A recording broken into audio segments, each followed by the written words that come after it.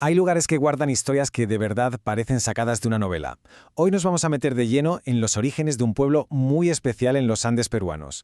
Un pueblo que nació, fijaos, de la fiebre de la plata, de una injusticia enorme y de una visión que cambió para siempre el destino de muchísima gente.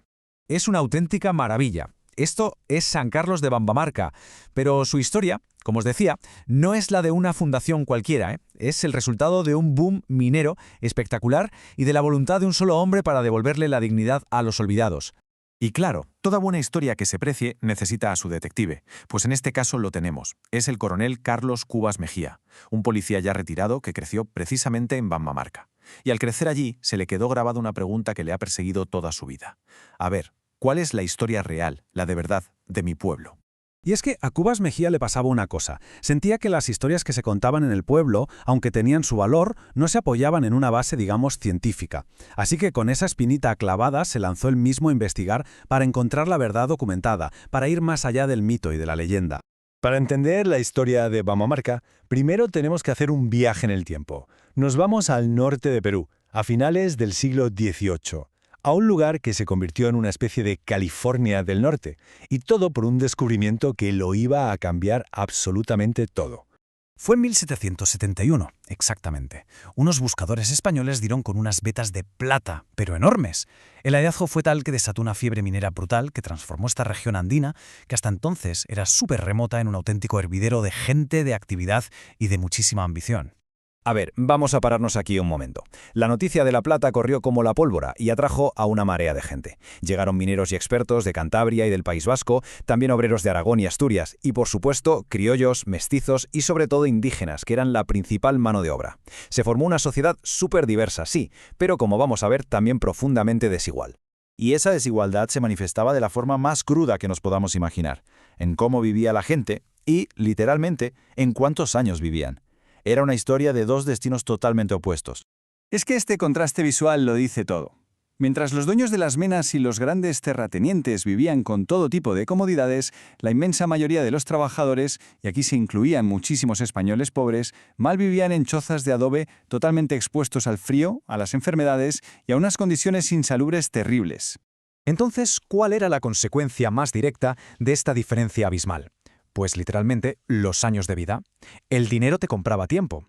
Para que nos hagamos una idea, el propio descubridor de las minas, José de Casanova, vivió hasta los 80 años, una edad muy avanzada para la época. Pero es que no fue el único, ¿eh? Los documentos muestran que otro español adinerado de la zona llegó a la increíble, casi legendaria cifra de 100 años. 100. Estas cifras nos pintan un cuadro muy claro de la longevidad que podía alcanzar la élite. Así que aquí está el punto clave. Mientras los ricos vivían vidas extraordinariamente largas, los archivos de la parroquia nos cuentan la otra cara de la moneda, la tragedia.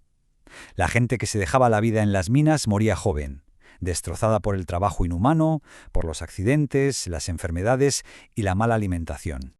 Pero, como en las buenas historias, justo cuando todo parece más oscuro, aparece una figura clave. Un hombre que vio toda esa injusticia y que, en lugar de mirar para otro lado, decidió hacer algo. Un obispo con una visión de cambio muy influido por las ideas de su tiempo, las de la Ilustración. Todo arranca en octubre de 1783. Durante una de sus visitas pastorales, el obispo Martínez Compañón ve con sus propios ojos la miseria de los campamentos mineros y se queda horrorizado. Y justo al llegar a la hacienda Chala para una fiesta, algo pasa. Sube a una colina y, de repente, su visión pastoral se convierte en una solución urbanística. Y este es el momento eureka, el punto de inflexión. Desde esa colina ve una llanura, Pencas Pampa, y tiene una revelación. En esa explanada se imagina un lugar donde todos esos trabajadores podrían vivir con la dignidad que se les estaba negando en los campamentos. Y claro, aquello no se quedó solo en una idea bonita, en una ensoñación. Esa visión se convirtió en un plan muy meditado, lleno de significado, para construir un pueblo desde cero, un refugio pensado por y para la dignidad humana. Fijaos, porque esto nos cuenta mucho sobre la mentalidad de la época.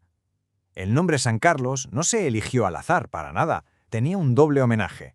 Por un lado, a San Carlos Borromeo, que era conocido como el santo de los pobres, y por otro, al rey Carlos III, un monarca totalmente ilustrado. Era un proyecto que unía a la perfección la caridad religiosa con la reforma social. Y es muy importante recalcar esto. El pueblo se fundó pensando específicamente en los mineros españoles pobres. Cántabros, vascos, aragoneses, toda esa gente que había cruzado un océano buscando un futuro mejor y se había topado con la dureza extrema de las minas. Fue una respuesta directa y tangible a todo ese sufrimiento que el obispo había presenciado. La historia, desde luego, es fascinante. Pero, ¿qué queda de todo aquello hoy en día? Vamos a ver ahora cómo el pasado sigue resonando en el presente a través de unas pistas que en realidad se esconden a simple vista.